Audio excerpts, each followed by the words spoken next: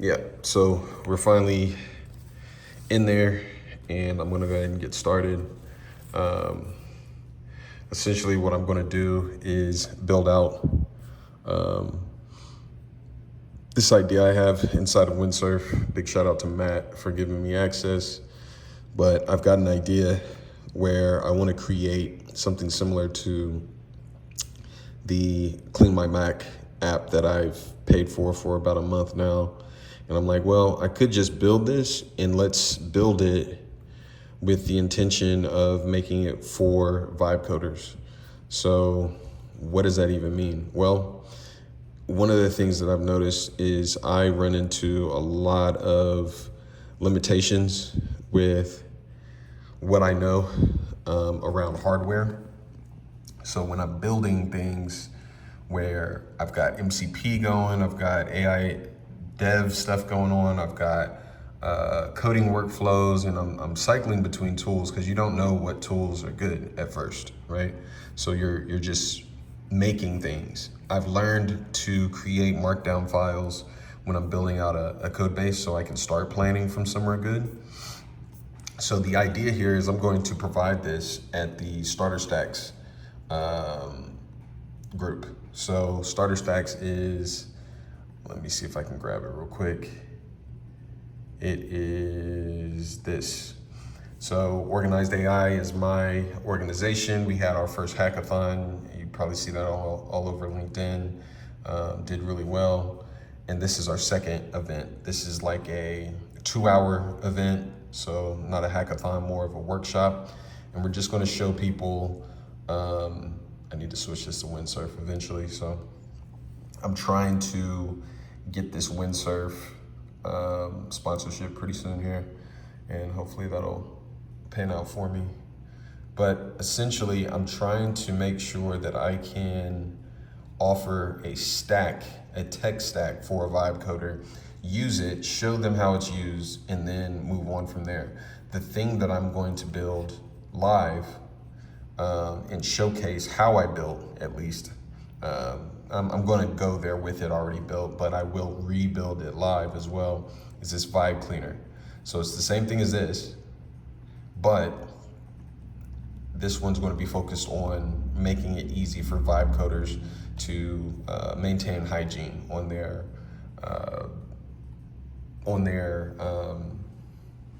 machine. So one of the issues my wife has ran into even is she's like, hey, I keep running into these limits, and it's saying I got to delete things and et cetera, et cetera. So if you're not technical, how do you deal with that? And how do you have basically a tool that'll do all the heavy lifting for you? So what I'm doing now is I'm creating the local build, and I'm making sure that it's built here. And then I'm also going to drop in the GitHub repo. Nope. So that's there. And I need to set up my voice control so that I can show you guys this without having to try to hold it and type it. So maybe that's the reason why you want voice control in your tooling. I actually have it, but I haven't figured out how to use it. Here's the repo. So I'm gonna wait till this stops, and then I'll go ahead and send that through. One of the things that I've really enjoyed is Claude Code. I don't know where that's gonna live for me as far as, oh, I could just drop this here actually. Maybe it's gonna make it for me anyways. Yeah, let's just do that. It's fine. Where's my cursor file? Actually, let's go even further. This is easier if I just do it like this. Cursor, and then let's look for, it's called Vibe. It's still making it. Once it makes it, I'll choose it.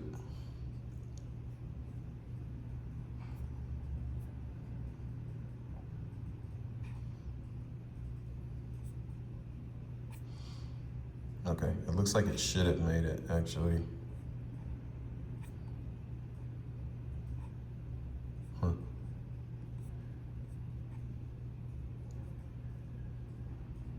anyways, I'll just do it real quick. I don't want to belabor the point here.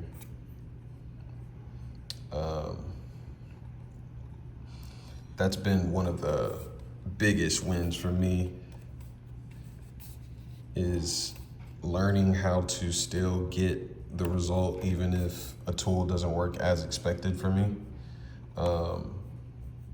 Because ultimately, it doesn't matter if you succeed or you don't. That's all that's going to matter here. If it's not working for whatever reason, then it's just not working. There's no extra to put on that. I think that's what people are going to learn real quick when they start playing with these tools, is that nobody wants to hear oh, this doesn't work. Let's see, I got a quick start too. Let's add the quick start. So voice mode, I want to show you guys this real quick. So I added these integrations. They have like native integrations inside of Claude desktop now, which is kind of cool. But essentially, I want to, let's see.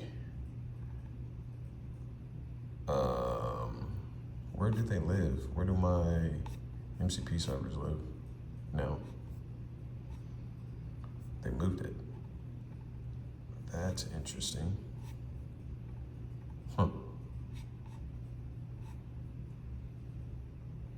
Unless they don't. Yeah, that's wild. So let me show you guys something real quick. Okay, where are my settings? Yo, they changed all this today. Did they change all this, or am I bugging out right now? What the hell? Here, let's reopen this. Time out. I'm trying to go to, here it is, developer. Yeah, they don't have like well, here's the settings. And then if I go to developer, it should show all my MCPs. It does. This is the one I built. It's failing right now. Maybe it'll switch up. I got this image processing that was for resizing the image. Comes in handy. If you know, you know, especially around like Chrome extensions and things. Voice mode, this should be working. Let me ask about it and then we'll go from there. Then I got my rules. Those rules come in real handy. Yet it works way different now. They must have updated it when they updated everything else. Okay. Let's go use voice mode.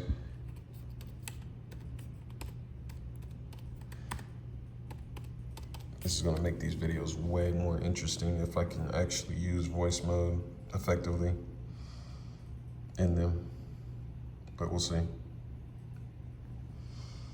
Big shout out to Daily Driven Porsche is the name of the channel.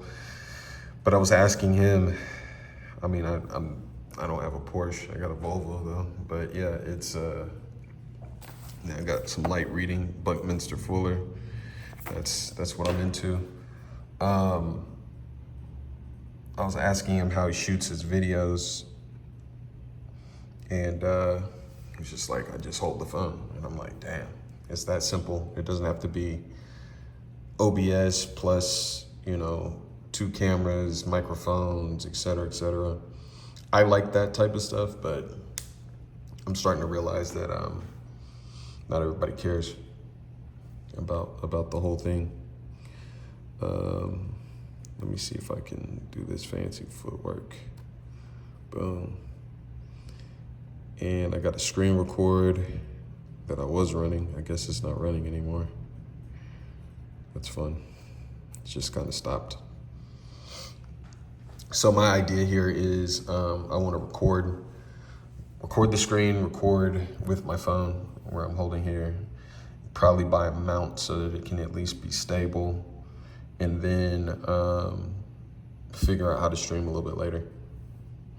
But so it's having some issues with text to speech, complete node, actually smart detection, blah, blah, blah, safe cleanup, interaction.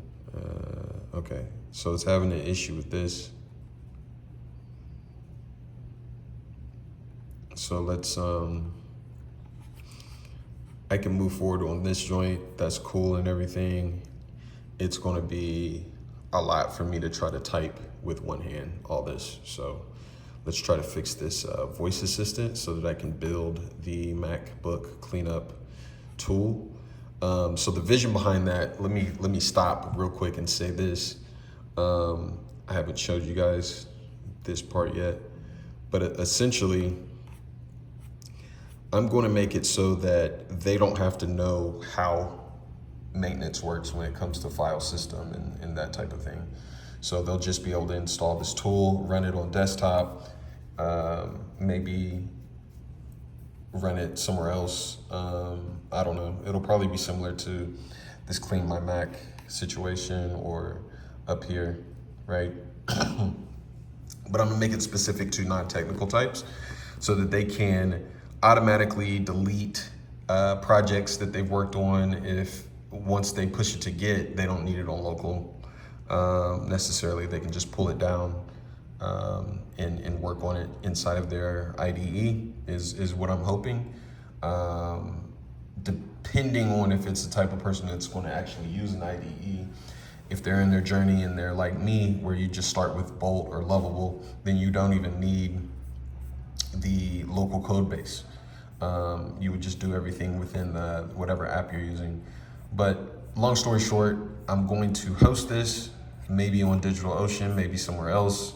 I am a DigitalOcean partner right now, but they're not really acting right, if I'm being honest. I do have some kind of loyalty towards that product because that's where I started on SEO way back in the day, probably like 10 years ago at this point.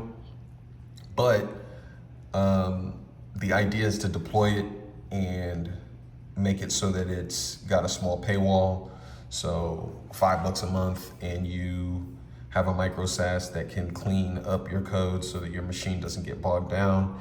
People will find that valuable. They'll see how valuable that is just through being a part of these communities. And I think that the same people who came to my first event will probably come to the second event. It's the same demographic. People like me that have only been doing this for a handful of months. For me, it's only been, I guess we're getting close to 9 months now. But it hasn't been a long time. This is a revolution. It's a really interesting time in history. And it's not just AI for the sake of AI. I know a lot of people say AI this, AI that. This is dev. This is building things that are useful using AI. So tools that you would make available externally, so similar to what this is, but also things that you could just use internally at your company. This is just an example. But anyways, I'm gonna cut it there and fix this voice thing so that the next video I have that's like this is a little bit easier. Figure out a propping situation. I might have to use my coffee cup or something. I don't know. I'll have to rig up something and make it easier for me to do real work on my laptop while I've got this in place. All right, peace.